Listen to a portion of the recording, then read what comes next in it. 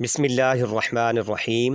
خواتین و حضرات، السلام علیکم ورحمۃ اللہ وبرکاتہ۔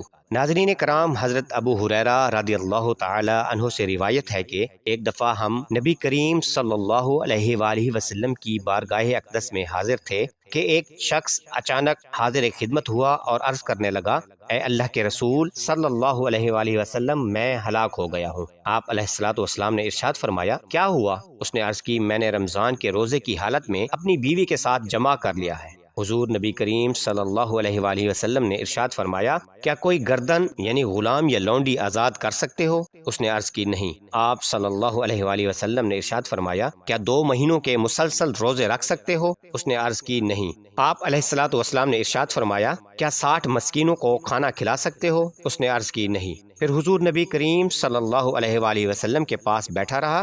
ہم ابھی باتیں کر رہے تھے کہ آپ صلی اللہ علیہ وآلہ وسلم کے پاس ایک کھجور کا ٹوکرا آ گیا۔ آپ صلی اللہ علیہ وآلہ وسلم نے فرمایا، مسئلہ پوچھنے والا کدھر ہے؟ اس نے عرض کی، یا رسول اللہ صلی اللہ علیہ وآلہ وسلم، میں یہاں ہوں۔